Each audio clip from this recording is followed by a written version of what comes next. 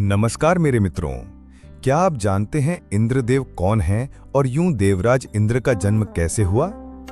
हिंदू पौराणिक कथाओं के अनुसार देवराज इंद्र यानी स्वर्ग के राजा के जन्म की कहानी विभिन्न ग्रंथों में अलग-अलग तरह से वर्णित है। दो मुख्य कथाएं प्रचलित हैं। पहला, ब्रह्मा, विष्णु और शिव के संयुक्त तेज से इंद्र का जन्म। वायु पुराण और मत्स्य पुराण के अनुसार एक समय ब्रह्मा, विष्णु और शिव यानी त्रिदेव ने संयुक्त रूप से अपने तेज से एक दिव्य शिशु को जन्म दिया। इस शिशु को देखकर तीनों देवता चिंतित हो गए कि इसे कौन संभाले। तभी देवी पृथ्वी प्रकट हुई और उन्होंने उस बालक को गोद में लेकर पालन पोषण किया।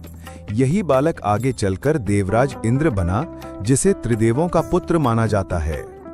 दूसरा, महर्षि कश्यप और अदिति के पुत्र के रूप में इंद्र।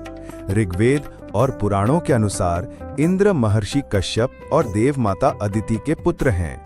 अदिति ने इंद्र को जन्म देने के लिए कठोर तपस्या की थी, जिससे प्रसन्न होकर देवताओं ने उन्हें एक तेजस्वी पुत्र का वरदान दिया था। जन्म लेते ही इंद्र अत्यंत शक्तिशाली हो गए और उन्होंने वृत्रासुर एक राक्षस का वध करके स्वर्ग का राज्य प्राप्त किया। इंद्र का महत्व।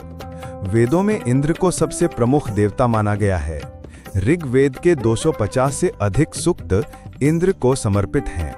बाद के पुराणों में उनका स्थान त्रिमूर्ति यानी ब्रह्मा, विष्णु और शिव के अधीन हो गया। इंद्र को वर्षा, तूफान और युद्ध के देवता के रूप में पूजा जाता है। निष्कर्ष: इंद्र के जन्म की दो प्रमुख कथाएं हैं। एक, त्रिदेवों ब्रह्मा, विष्णु, शिव के तेज से उत्पन्न, और दूसरा कश्यप अदिति के पुत्र के रूप में। उनका चरित्र वैदिक काल में अत्यंत महत्वपूर्ण था, लेकिन पुराणों में उनकी शक्ति कुछ कम हो गई।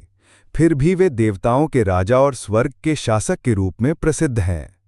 इसलिए इंद्र शब्द का अर्थ है शक्तिशाली शासक, और हिंदू धर्म में उन्हें देवताओं का नेता माना जाता है।